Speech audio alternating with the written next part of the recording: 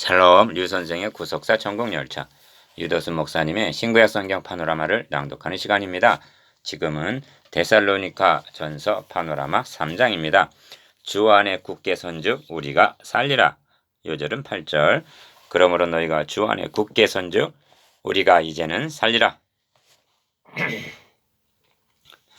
3장의 중심점은 믿음의 굳게 서라에 있습니다. 도표를 보시면 믿음과 굳게가 강조되어 있습니다. 믿음이 5번, 2절, 5절, 6절, 7절, 10절, 굳게가 3번 등장합니다. 2절, 8절, 13절. 그리고 또 한 가지는 사랑입니다. 사랑이 3번 강조되어 있습니다. 6절, 12절, 12절. 믿음과 사랑은 그리스도인 됨의 표지입니다. 믿음은 굳게 서고 사랑은 더욱 많아 넘치게 되기를 기도하고 있습니다. 바울은 파송한 디모데로부터 데살로니가 성도들의 믿음과 사랑의 기쁜 소식을 보고받고는 6절 너희를 위하여 능히 어떠한 감사함으로 하나님께 보답할고 하고 9절 감격해합니다. 이를 두 단원으로 나누어 상고하겠습니다. 첫째 단원 1절에서 7절 믿음과 사랑이 있음을 보고받음. 둘째 단원 8절에서 13절 하나님께 감사하며 간구함. 첫째 단원 1절에서 7절 믿음과 사랑이 있음을 보고받음. 지금은 디모데가 너희에게로부터 와서 너희 믿음과 사랑의 기쁜 소식을 우리에게 전하고 또 너희가 항상 우리를 잘 생각하여 우리가 너희를 간절히 보고자 함과 같이 너희도 우리를 간절히 보고자 한다 하니 6절 1. 원치 않게 데살로니카를 떠난 바울은 베레와 아덴을 거쳐 지금은 고린도에 머물면서 이 편지를 쓰고 있습니다. 이러므로 우리가 참다 못하여 우리만 아덴에 머물기를 좋게 여겨 우리 형제 곧 그리스도 복음의 하나님의 일꾼인 디모데를 보내노니 합니다. 1절에서 2절. 이 말씀 우리에게 공급해주는 정보는 바울이 아덴에서 디모데를 자기 대신 데살로니가로 들여보냈다는 점입니다. 이렇게 한 것은 바울이 재차 들어간다는 것이 불가능하다는 판단하에 내려진 차선책이었을 것입니다. 왜 보내야만 했는가? 바울은 우리가 참다 못하여 라는 표현을 2번이나 말씀합니다. 1절, 5절. 이는 어린아이와 같은 데살로니가 성도들을 환난 중에 놓아둔 채 떠나온 바울의 심정이 어떠한가를 단적으로 나타내주고 있습니다. 2절에서 3절까지에는 디모데의 임무가 나오는데 크게 2가지로 요약할 수가 있습니다. 기여 이는 너희를 굳게 하고 너희 믿음에 대하여 위로함으로 2절 하반절 니은 누구든지 이 여러 환난 중에 유동치 않게 하려 함이라 합니다. 3절 상반절 여기에는 믿음과 굳게가 짝이고 환난과 요동치 않게가 짝입니다. 저들의 믿음을 굳게 하여 환난 중에서도 요동치 않게 하는 것이 디모데의 임무인 것입니다. 3. 우리로 이것 환난을 당하게 세우신 줄을 너희가 알리라. 3절 하반절 우리가 너희와 함께 있을 때 장차 받을 환난을 너에게 미리 말하였더니 과연 그렇게 된 것을 너희가 아느니라 합니다. 4절 이 점은 오늘의 전도 방법을 점검하게 합니다. 바울은 예수를 믿으면 범사가 잘되고 만사형통하리라고 말씀하고 있지 않습니다. 바울은 복음과 환난을 함께 전해 주었던 것입니다. 빌립보 성도들에게도 그리스도를 위하여 너희에게 은혜를 주신 것은 다만 그를 믿을 뿐 아니라 또한 그를 위하여 고난도 받게 하심이라 하고 빌립보서 1장 29절 고난을 말씀합니다. 바울은 복음을 전해주고는 제자들의 마음을 굳게 하여 이 믿음에 거하라 권하고 또 우리가 하나님 나라에 들어가려면 많은 환난을 겪어야 할 것이라 하고 사도행전 14장 22절 환난을 당할 각오를 하라고 준비시켰던 것입니다. 4. 오늘의 복음 전도자들은 어찌하여 고난이 따르게 됨을 말해주기를 주저하고 있는가? 그렇게 한다면 다 도망갈 것을 염려하기 때문이란 말인가? 이는 전도를 능력과 성령과 큰 확신에 의존하지 않고 1장 5절 사람의 지혜에 가르친 말로 하고 있다는 고린도전서 2장 4절 13절 명백한 증거라 하겠습니다. 이렇게 된 원인은 복음의 능력을 상실했기 때문이라고 밖에는 달리는 설명할 길이 없습니다. 환난을 당하게 세우심 1. 이러므로 나도 참다 못하여 너희 믿음을 알기 위하여 보내었노니 이는 혹 시험하는 자가 너희를 시험하여 우리 수고를 헛되게 할까 함이일러라 합니다. 5절 여기 시험하는 자가 등장하는데 이는 주님께서 광야에서 시험을 당하실 때 시험하는 자가 예수께 나와서 마태복음 4장 3절라고 한 동일한 단어로 사탄을 가리킵니다. 복음이 데살로니카에 들어가자 사탄이 총력으로 대항을 했습니다. 바울이 물러간 후에 사탄은 믿는 자를 환난으로 시험했던 것입니다. 바울은 디모데를 대항마로 급한 것입니다. 이것이 치열한 영적 전투입니다. 2. 신약 성경에서 사탄에 대한 언급은 바울 서신에 가장 두드러지게 나타납니다. 왜냐하면 바울 자신이 우리도 전에는 어리석은 자여 순종치 아니한 자여 속은 자라고 말씀하기 때문입니다. 디도서 3장 3절. 그러므로 바울은 이는 우리로 사탄에게 속지 않게 하려 함이라 우리가 그 괴계를 알지 못하는 바가 아니로라 하고 경계합니다. 고린도후서 2장 11절. 3. 지금은 디모데가 너희에게로부터 와서 너희 믿음과 사랑의 기쁜 소식을 우리에게 전하고 합니다. 6절 상반절. 1장에서부터 여기까지는 복음이 데살로니가에 들어가므로 편지를 쓰기까지의 지난날에 대한 회고입니다. 1장 1절에서 3장 5절. 6절에 이르러 지금은 하고 현재로 돌아온 것입니다. 짐작컨대 디모데는 많은 보고를 했을 것입니다. 그런데 바울은 이를 두 가지로 요약을 합니다. 첫째가 기억, 너희 믿음과 사랑의 기쁜 소식을 우리에게 전하고 합니다. 1장 3절에서 저희에게 믿음의 역사와 사랑의 수고와 소망의 인내가 있음을 인하여 하나님께 감사했습니다. 데살로니가 형제들은 환난과 바울의 부재 중에서도 믿음과 사랑을 지키고 있었던 것입니다. 둘째는 니은, 또 너희가 항상 우리를 잘 생각하여 우리가 너희를 간절히 보고자 함과 같이 너희도 우리를 간절히 보고자 한다 하니 합니다. 6절 하반절. 저들이 영적으로 유모 아비와 같은 바울을 간절히 보고자 한다는 것은 곧 그리스도를 간절히 사모함과 동일한 심정인 것입니다. 갈라디아 형제들은 복음을 받은 후에 바울을 하나님의 천사와 같이 또는 그리스도 예수와 같이 영접하였도다 합니다. 갈라디아서 4장 14절. 4. 이러므로 형제들아 우리가 모든 궁핍과 환난 가운데서 너희 믿음으로 말미암아 너희에게 위로를 받았노라 합니다. 7절. 아시아 고린도 성경에서 바울은 힘에 지나도록 심한 환난을 당하고 궁핍한 가운데 있었습니다. 사도행전 18장 12절에서 17절, 고린도후서 1장 8절. 그런 중에서도 데살로니가 형제들의 소식은 바울에게 큰 위로와 격려가 되었던 것입니다.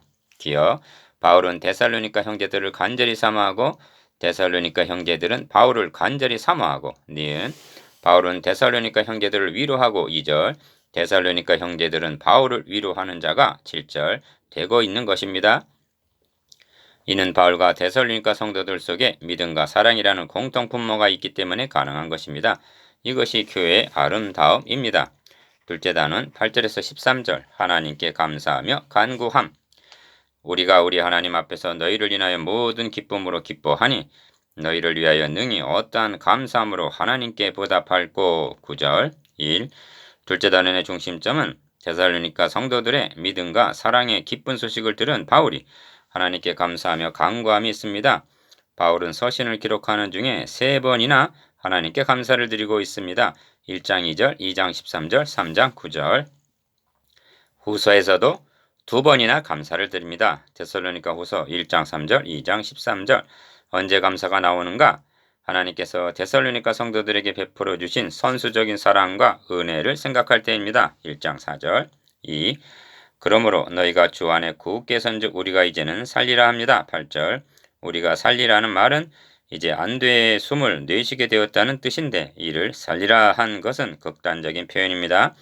데살로니가 성도들의 신앙이 무너질까 보아 얼마나 마음이 눌리고 애타했으면 고린도 후서 11장 28절에서 29절 너희가 주 안에 굳게 섰다니 이제는 나도 살게 되었다고 말씀했겠는가? 즉 너희가 넘어지면 나도 넘어지는 것이라고 말씀하는 셈입니다. 이는 보고를 받고 난 후에 바울의 심경을 한마디로 표현한 진정입니다. 3. 이 점에서 굳게 서 있는 신앙의 중요성에 대해서 좀 더 말씀을 드려야만 하겠습니다. 성경이 말씀하는 서느냐 서지 못하느냐 하는 문제는 사람 앞에가 아닙니다. 이 문맥을 보십시오. 바울은 2장 마지막 절에서 우리의 소망이나 기쁨이나 자랑의 면류관이 무엇이냐? 그의 강림하실 때 우리 주 예수 앞에 너희가 아니냐 합니다. 2장 19절. 그리고 3장 마지막 절에서도 우리 주 예수께서 그의 모든 성도들과 함께 강림하실 때 하나님 우리 아버지 앞에서 아시겠습니까? 3장 13절. 궁극적인 문제는 하나님 앞에 서느냐 서지 못하느냐 있습니다. 성경은 하나님의 앞에 누가 서리요 하고 묻고 있습니다. 베드로전서 4장 18절, 계시록 6장 17절. 여러분은 그리스도께서 강림하시는 그 앞에 설 확신이 있습니까? 저는 설 자격이 있느냐 하고 묻고 있는 것이 아니라 믿음이 있느냐 묻고 있습니다. 그 앞에 설 수 있는 것은 행위로 되는 것이 아니라 믿음으로만이 가능한 일이기 때문입니다. 4. 죄는 서 있지 못하고 넘어지게 합니다. 하나님 전전에서 추방당하게 했습니다. 허물과 죄로 죽었던 너희라고 말씀합니다. 에베소서 2장 1절. 그런 우리가 어떻게 굳게 설 수가 있단 말인가? 설 수 있는 유일한 반석은 하나님의 복음뿐입니다. 2장 2절, 8절, 9절. 형제들아 너에게 전한 복음을 너희로 알게 하노니 이는 너희가 받은 것이요 또 그 가운데 선 것이라 합니다. 고린도전서 15장 1절. 주님께서는 그날에 우리를 굳게 서게 하기 위해서 대신 죽으신 것입니다. 그리스도께서도 한번 죄를 위하여 죽으사 의인으로서 불의한 자를 대신하셨으니 이는 우리를 하나님 앞으로 인도하려 하심이라 합니다. 베드로전서 3장 18절. 5. 그러면 복음이 어떻게 우리를 굳게 서게 해주시는가? 복음이란 하나님의 의가 나타났다는 소식입니다. 로마서 1장 17절, 3장 21절. 이 의를 받아 있기만 하면 하나님 앞으로 돌아갈 수가 있다는 것이 기쁜 소식 곧 복음입니다. 굳게 설 수 있게 해주는 것은 칭의뿐입니다. 그러므로 우리가 믿음으로 의롭다 하심을 얻었은즉 우리 주 예수 그리스도로 말미암아 하나님으로 더불어 화평을 누리자. 또한 그로 말미암아 우리가 믿음으로 서 있는 이 은혜에 들어감을 얻었으며 합니다. 로마서 5장 1절에서 2절. 하나님과 화목하게 하고 하나님 앞으로 나아가게 해줄 수 있는 것은 의롭다 하심을 얻은 칭의뿐입니다. 굳게 세우는 복음. 1. 바울은 디모데보고를 기쁜 소식이라고 말씀하고 있는데 6절. 이는 복음이라는 말과 같은 낱말입니다. 목회자에게는 성도들이 주 안에 굳게 서 있다는 것이 복음이라는 말씀입니다. 만일 데살로니가 성도들이 다 무너지고 말았다는 보고를 받았다면 바울의 선교 열정에 치명적인 타격을 입었을 것입니다. 2. 그러므로 기쁜 소식을 듣고 우리가 우리 하나님 앞에서 너희를 인하여 모든 기쁨으로 기뻐하니 너희를 위하여 능히 어떠한 감사함으로 하나님께 보답할꼬 하고 9절. 모든 영광을 하나님께 돌립니다. 바울은 감사만 하고 있는 것이 아니라 주야로 심히 간구함은 너희 얼굴을 보고 너희 믿음의 부족함을 온전케 하려 함이라 합니다. 10절. 3. 바울은 디모데를 보내놓고 조바심만 하고 있었던 것이 아니라 주야로 간구했다고 말씀합니다. 사무엘의 말대로 나는 너희를 위하여 기도하기를 쉬는 죄를 여호와 앞에 결단코 범치 아니했다는 것입니다. 사무엘상 12장 23절. 너희 얼굴을 보고 너희 믿음의 부족함을 온전케 하기를 원했습니다. 데살로니가 형제들이 믿음에 굳게 서 있다 해도 온전한 것은 아닙니다. 온전케 하려 함이란 성숙한 그리스도인이 되게 하려 함이란 뜻입니다. 죄하려 심히 간구함. 1. 바울은 하나님 앞에 4가지를 간구합니다. 기억. 하나님 우리 아버지와 우리 주 예수는 우리 길을 너희에게로 직행하게 하옵시며 합니다. 11절. 이 간구에는 떼어놓은 자식 보기를 열망하는 모성애와 같은 사랑이 배어 있습니다. 2장 7절. 니은 또 주께서 우리가 너희를 사랑함과 같이 너희도 피차간에 모든 사람에 대한 사랑이 더욱 많아 넘치게 하사합니다. 12절. 환난날의 성도들을 하나로 묶어주는 것은 사랑입니다. 데살로니가 형제들에게는 믿음과 사랑이 있었습니다. 그런데 더욱 많아 넘치게 해주시기를 구하고 있습니다. 더욱 많이 넘치게 해주시기를 구하고 있습니다. 지금 너희 마음을 굳게 하시고 합니다. 13절 상반절. 이 균형과 조화를 유념하시기를 바랍니다. 8절에서는 너희가 굳게 선죽 살리라 한 바울은 13절에서는 하나님께서 굳게 해주시기를 간구하고 있는 것입니다. 우리 주 예수께서 그의 모든 성도와 함께 강림하실 때 하나님 우리 아버지 앞에서 거룩함에 흠이 없게 하시기를 원하노라 합니다. 13절 하반절. 하나님 우리 앞에 서는 날이 믿음의 경주자들의 결승점이기 때문입니다.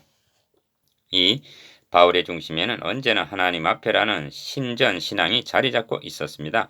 바울은 기뻐하는 것도 하나님 앞에서 기뻐한다고 말씀합니다. 9절.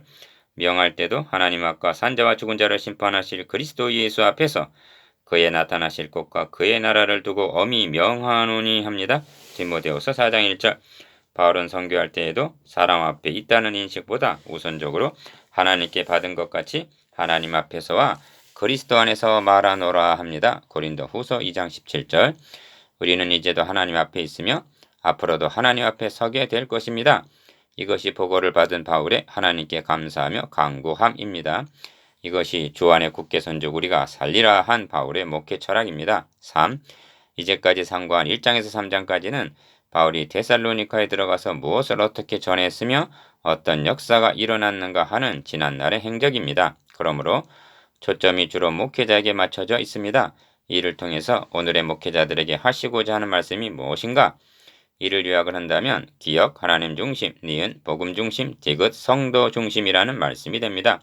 이런 의미가 그러므로 너희가 주 안에 굳게 선즉 우리가 살리라는 말씀 속에 농축이 되어 있습니다. 4. 이제 묵상해 보겠습니다. 기역, 디모데를 파송한 의도가 무엇인지에 대해서, 니은, 디모데의 보고와 바울의 감사와 간구에 대해서, 디귿, 너희가 주 안에 굳게 선즉 우리가 살리라에 대해서, 리을, 바울의 신전신앙에 대해서